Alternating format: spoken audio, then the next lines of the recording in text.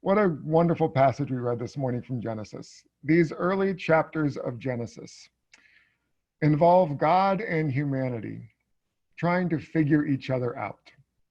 Specifically, God is trying to figure out what the relationship with this new creation called humanity will be like.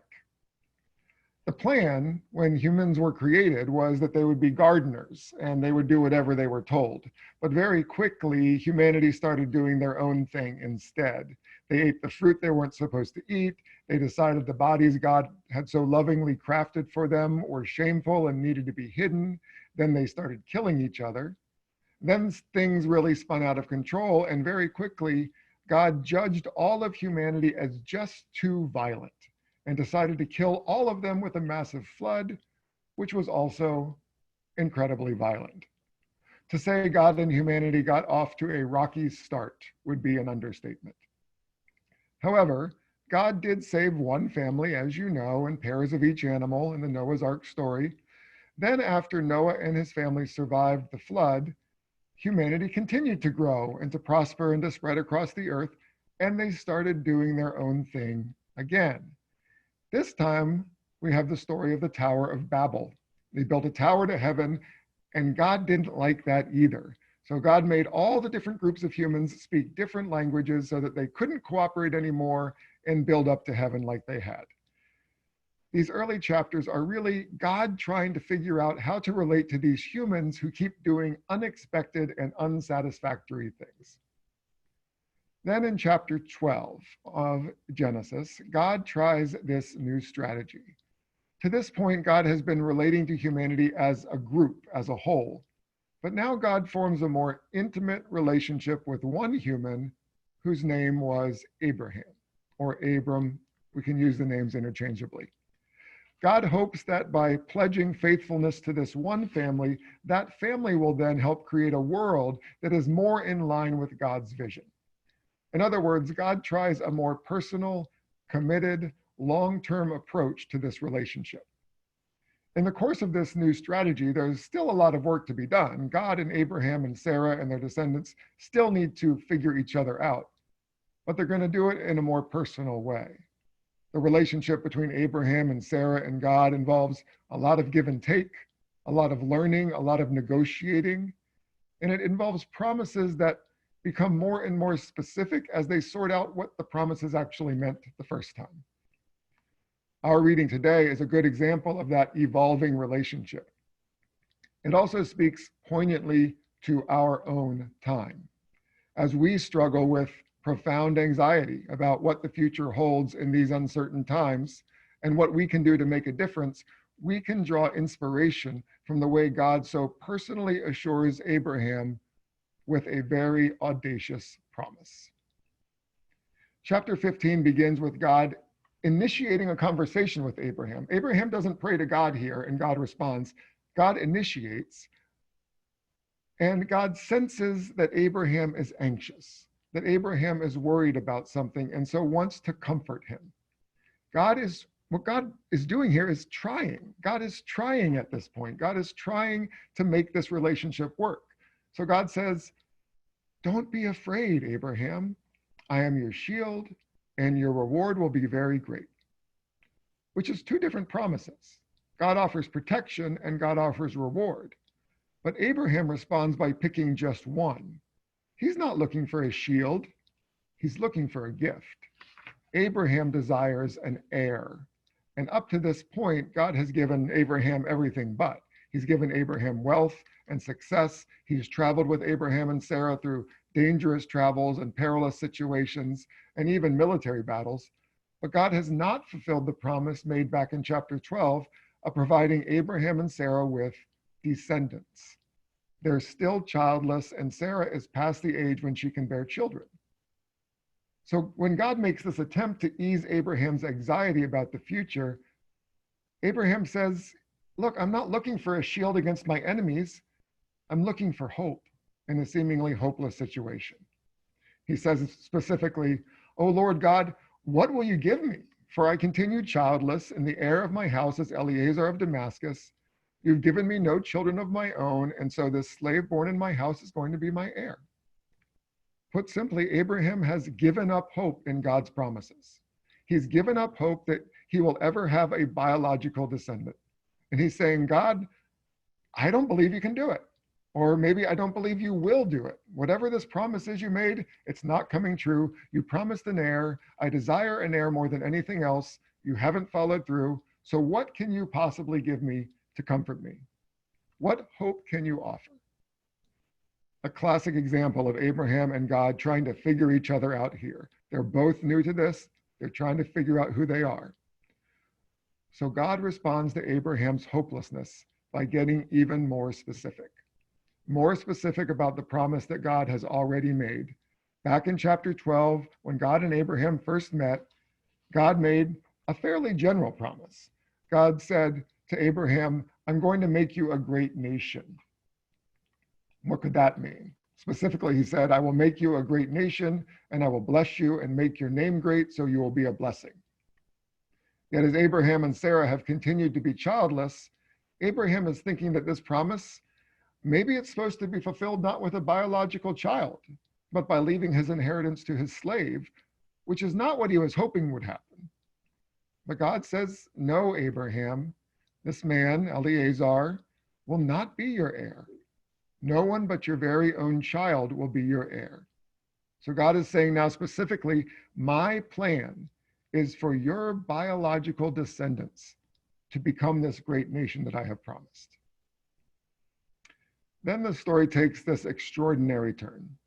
It says God, quote, brought him outside.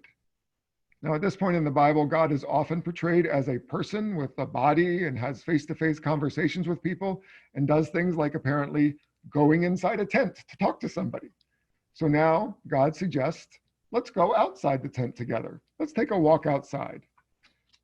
When they are both outside, God gestures toward the night sky and he says, look toward heaven and count those stars, if you're able. So shall your descendants be. It is a truly audacious promise.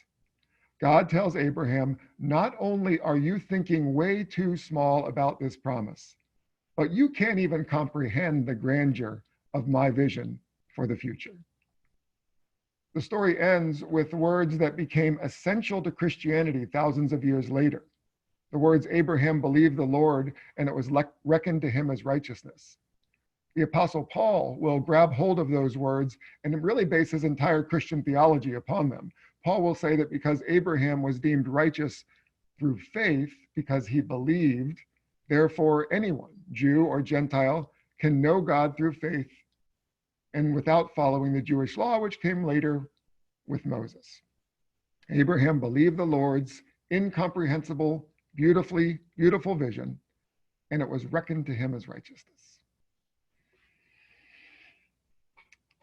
Barack Obama speaks famously of the audacity of hope. He writes, or he says, hope in the face of difficulty, hope in the face of uncertainty, the audacity of hope. In the end, that is God's greatest gift to us, the bedrock of this nation, a belief in things not seen, a belief that there are better days ahead. Indeed, in these uncertain times, having hope does require audacity on our part. In today's world, plagued by a pandemic, systematic discrimination and violence against people of color, a changing climate that melts the ice caps and burns down the forests, in a world where the powerful are brazenly seeking to get more and more power at the expense of the powerless, in this world, it is, as Obama says, audacious to have hope. Yet our text today suggests that we are not just called to have the audacity to hope, but that we must have the audacity to hope audaciously. Abraham's vision of the future, his hope, was that maybe his legacy would continue through his slave Eliezer. Maybe he had the audacity to hope in a God who would somehow work with him to give him a meager, compromised provision of his dream for the future. But God called him beyond the audacity to hope. God called him to hope audaciously.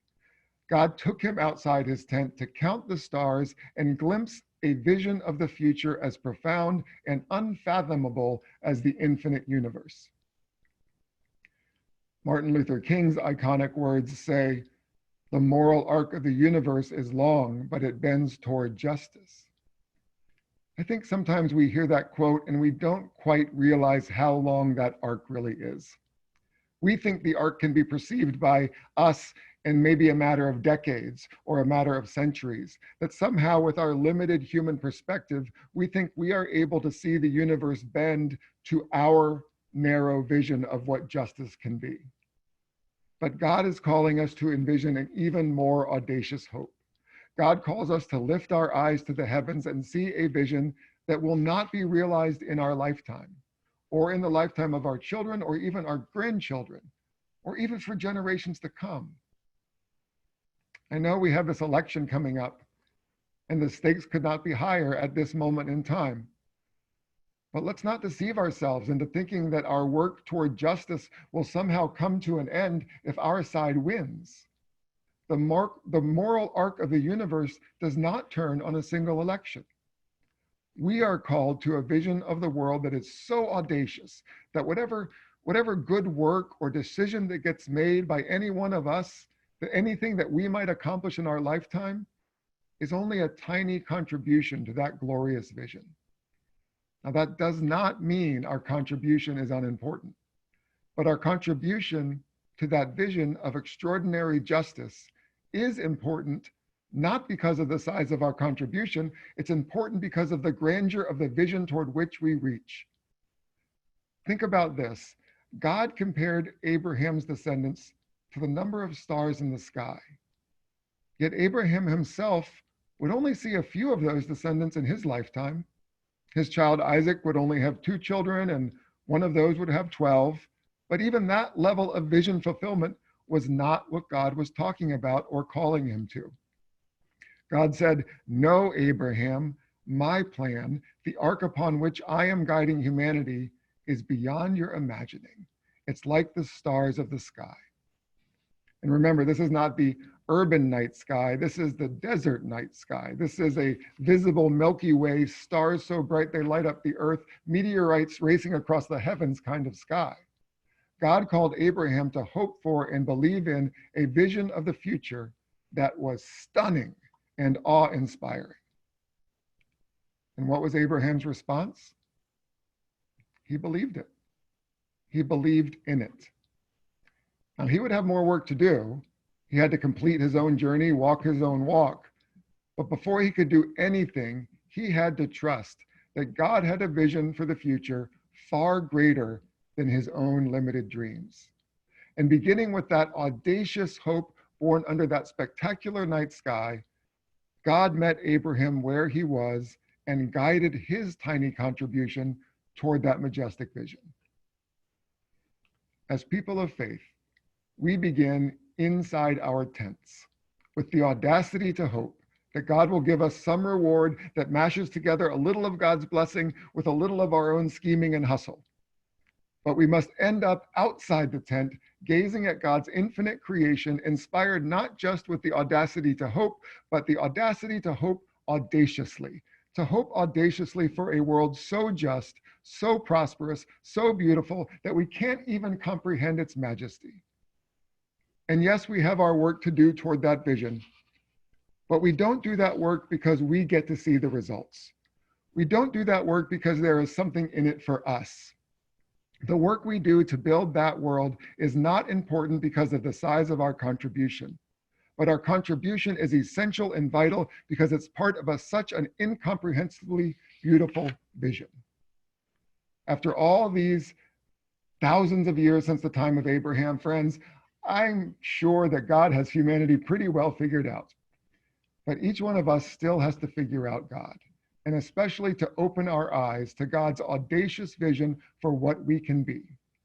So our work begins when we step outside our little tents. Our work begins when we look up to the heavens and try to count the stars.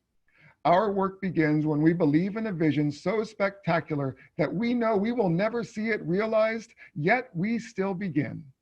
We still do the work because the possibility is just so compelling and the one who casts the vision is just so faithful. So let's look up, try to count the stars, believe in the vision, and get to work. Amen.